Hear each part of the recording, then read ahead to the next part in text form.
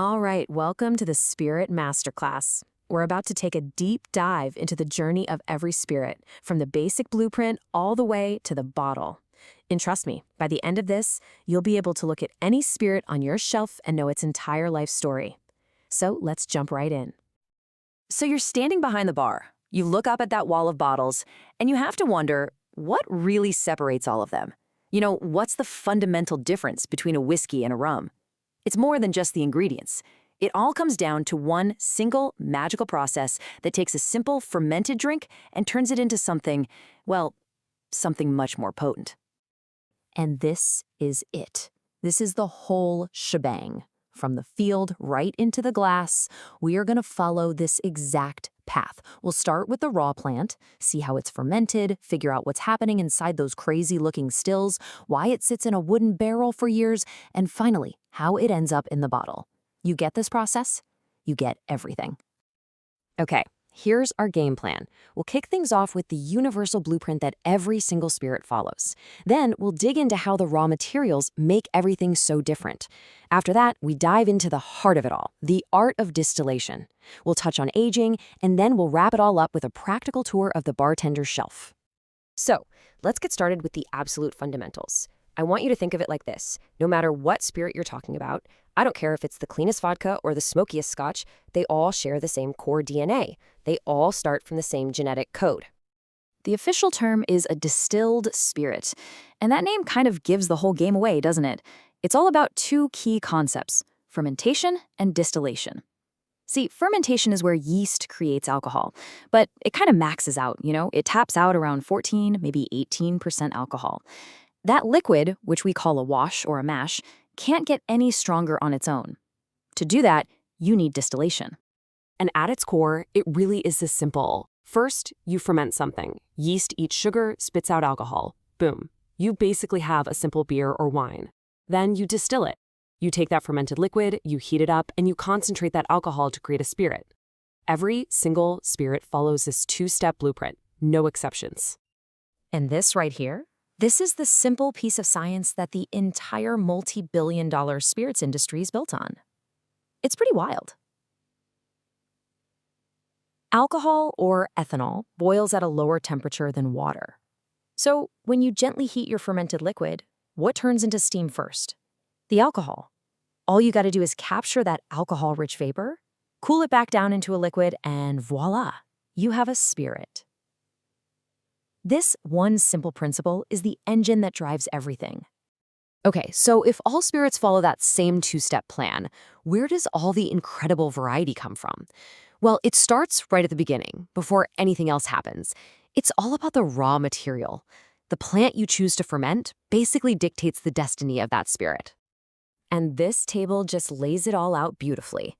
A spirit is literally a product of its agriculture. In cooler climates like Scotland and the US, they grow tons of grains like barley and corn, so they make whiskey. Down in the tropics of the Caribbean, it's all about sugarcane, which becomes rum. And in the deserts of Mexico, you've got that unique blue agave plant, giving us tequila. The raw material isn't just an ingredient, it's the spirit's soul. Let's move on. We've got our fermented wash. Now we enter the real heart of the process, distillation. And listen, this isn't just about cranking up the alcohol percentage. This is where the artistry happens. This is about shaping flavor, defining quality, and really deciding what that spirit is going to become. And there are really two main ways to get it done. First, you've got the pot still. This is the old school, traditional method. It's done batch by batch, and it produces a spirit that's super rich in flavor and character. Think single malt scotch or a fine cognac. Then you have the column still. This thing is an industrial workhorse. It runs continuously, producing a very pure, very light, and very consistent spirit. This is exactly why your big brand vodka is so neutral. It's designed for purity and massive scale. That choice of still, it's a huge decision that completely defines the final product. But we're not done yet. The journey isn't over when the spirit leaves the still. For many of the world's most famous spirits, the final transformative step is aging. This is where a clear, kind of harsh liquid becomes the complex, colored, and smooth product that we all know. Now, here's a crucial point. Right out of the still, every spirit, doesn't matter if it's future whiskey, rum, or brandy, is crystal clear, like water. In the industry, they call it white dog or new make spirit. And yeah, it's potent, but it doesn't have the color, and it's missing all those deep flavors of the final product. And this is where the magic of the barrel comes in. The wood is not just a container, it's an active ingredient. It's what gives the spirit its beautiful amber or brown color. It adds these incredible flavors from the wood itself. We're talking vanilla, coconut, all that spice. And most importantly, it mellows out those harsh edges of the young spirit over time, creating a smooth, refined drink. This is the transformation. All right, for our final section, let's put all this knowledge into practice. We're going to take a tour of the spirits you see every single day and break them down using everything we've just learned. First up, whiskey. The formula is simple: fermented grain, aged in wood. But the type of grain you use is everything. Scotch famously uses malted barley, which gives it that rich, malty profile. American bourbon, on the other hand, is required by law to use at least 51% corn, and that's exactly where it gets its signature sweetness. Next, rum, the spirit of sugarcane. When it's unaged, it's that clear white rum that powers so many cocktails. But once it's aged in barrels, it becomes the rich, complex golden dark rums. And here's a key insight for you. Aging in a hot place like the Caribbean happens much faster than aging whiskey in cool Scotland. A 3-year-old rum can honestly have the maturity of a 10-year-old Scotch.